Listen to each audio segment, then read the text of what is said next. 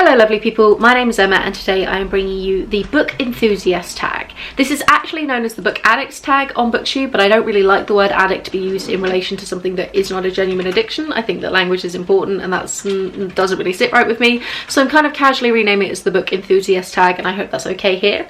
I was tagged by Margaret Pinnard, which I will link down below, and I'll also link the original tag if I can find it down below as well.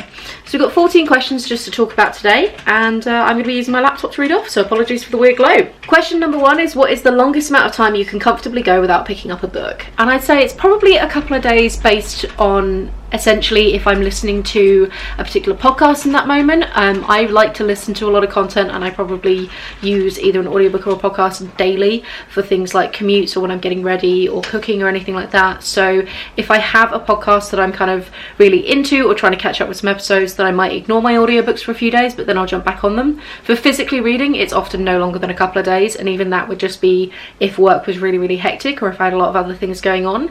Even if I'm not in the mood to be able to read something kind of more heavy duty that I've got on the go, I will often have some middle grade or some lighter reads like contemporary romances on my Kindles specifically for when I want to read, but I don't really feel like kind of taking in lots of really dense information, just because I really like the act of sitting and reading. Book 2 is, how many books do you carry on your person at any one time? So there's normally at least one book or my Kindle in my handbag at any given moment. If I'm just nipping out somewhere and not taking my handbag with me, I'm not going to bother with a book, but generally I've always got one with me if it's going to be likely that I'm going to be sitting waiting. And I do actually have the Kindle app on my phone, so if I got super stuck I could always read it off of that. However, I haven't done that in a really long time because actually my Kindle app is really not up to date. Question 3 is, do you keep every book you buy/receive, or are you happy to pass them on to make more space for more? I do keep most books. If I'm gonna give one away, it's likely to be actually from my unread pile. I go through that quite regularly and whittle down the books that I'm no longer interested in reading and give them away to charity shops or to friends. I'm happy to lend books out to people, but there have been quite a few that have never come back, so I'm a little bit more nervous about that, but I lend within my family quite often. In terms of getting rid of books on shelves that I've read, I'm very bad at that. It would only be if we were doing like a big house move or we got really strapped for space, because I just like having a big collection of books. I like having books around the house, and things like on my Kindle and audiobook form, I almost never delete them off because they're really not taking up much space. How long would you spend in a bookshop on a standard visit? My ideal bookshop visit is like 2 to 3 hours. I love spending a lot of time really meandering. It really depends on the size of the bookstore and, more importantly, like what their range of non-fiction is like. I can probably spend about an hour just in fiction, but then the non-fiction is the one where the numbers can really go quite high for number of hours browsing, just depending on how many different sections they have and how vast they are, because I do like to read from so many different non-fiction genres. So it means that I want to check out like the history section and then the nature section, the science one, and then the art one, and like I kind of bounce around all over the place, so that takes me much longer. Question 5 is, how much time per day do you actually spend reading? So if we're including all of the audiobooks that I listen to, which we totally should because they totally count as reading, then it's probably 2 to 3 hours. For a standard day, if I'm getting ready to go to work or anything, I'll have an audiobook on the go throughout my entire commute, and also getting ready in the morning and any kind of walk to work. On my lunch breaks, I tend to listen to my audiobook or I'll sit and read. I'm not overly social on my lunch breaks, so assuming that I get full lunch at work, which doesn't always happen, there's at least another kind of 45 minutes to an hour there. And then I do read for like 20 minutes before bed most evenings, and then in amongst that, at least a couple of times a week, I will sit down and spend like a solid hour just kind of reading, whether it be like in the bath or on the sofa. So the number definitely racks up per day. I dedicate a lot of time to reading. Number 6 is, where does the task of picking up a book appear on your daily to-do list? I've kind of talked about that already in how many hours I read, so there you go. Question 7 is, how many books do you reckon you own in total, including ebooks and audiobooks? So I did a quick recce, checked out my various devices, and I think we're looking at roughly, both read and unread, 1,270 books within this building. I've not made a huge distinction between the books that are technically Andy's and technically mine, and I've also not included Andy's Kindle in this because I don't actually know how many are on his Kindle, but I think, based loosely on kind of the number of books on one of the shelves and kind of averaging across, we're looking at 1,270, which I'm quite impressed with. That is a fair collection. We are rocking a mini library over here. Question 8 is, approximately how often do you bring up books in conversation? And I honestly don't know how to answer this. Like, my close friendships and kind of close relationships in my life, whether it be with Andy or my mates or my parents, I do talk about books quite often with them because it is a core point in my life. Like me and my mate Catherine regularly spend hours talking about the various books that we're reading.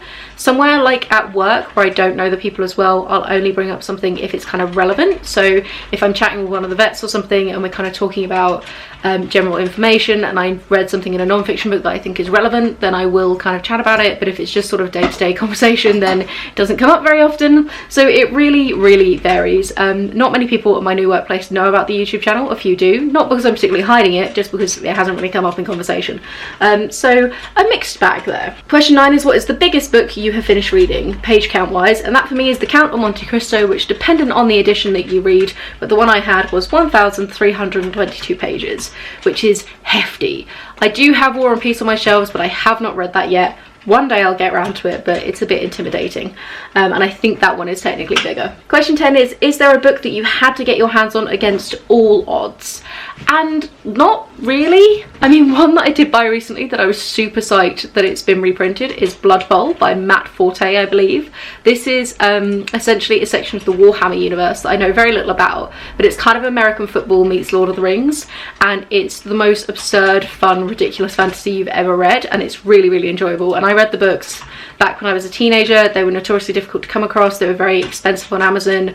Occasionally you'd find the odd one in a library, but they've actually re-released all 4 of them in a big bind up that I bought and was kind of hauled in my last haul. And as soon as I clocked that on Amazon, I bought it immediately. But I wouldn't say I've been like hunting that down, and I was only willing to spend kind of a sensible amount on the book. I'm not too focused on particular books. Question 11 is there a book you struggled to finish because you refused to DNF it? And this year the one that springs to mind is Emma by Jane Austen. I was adamant I was going to read another Jane Austen. I was listening to it on audiobook, but I really didn't enjoy it, and it definitely slowed down my reading for the month of January, and just it really didn't work for me. The characters were far too annoying, so that's one that I probably should have DNF'd.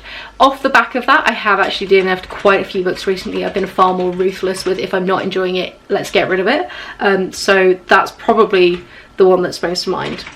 Question 12 is, what are some of your main book goals for 2021? And for me, it's to read 100 books, which is my goal every year. This year I've decided to go for 30,000 pages, so I've dropped my page count down a little bit. Last year was 40,000, and that's in response to the fact that hopefully before the end of the year I should be on an apprenticeship to learn veterinary nursing, and I'm expecting that to have quite a big impact on the amount of reading I can do. So kind of a quiet goal I have is basically to just like try to maintain reading as a regular hobby once my studies actually start, because that'll be kind of a 2 to 3 year program, and I'm hoping that I can both keep the channel going and keep my reading sort of, obviously not quite as high as it is now, but fairly high. So that's kind of another little goal. And question 13 is, have you ever had the privilege of converting someone into a reader? And I honestly don't think I have. I have no idea, frankly. I've definitely got people to read lots of books that they potentially wouldn't read, and I think I've maybe converted some fiction readers into non-fiction readers, probably through this channel alone, let alone actually chatting in life. But I don't think straight reader, like non-reader to reader, I've ever done that. And question 14 is, describe what books mean to you in 5 words. And for me, they mean curiosity, escapism, learning, comfort, and connections. And that is it from this book tag. So thank you so much, Margaret, for tagging me in this. This was good fun. Sorry it took me about 2.5 months to actually get it done for you. And yeah, I will tag everybody. I'm very bad at tagging people in these things. So if you fancy doing this tag and you haven't done it yet, please go for it. And yeah, have a wonderful reading week, and I will chat to you soon. Bye.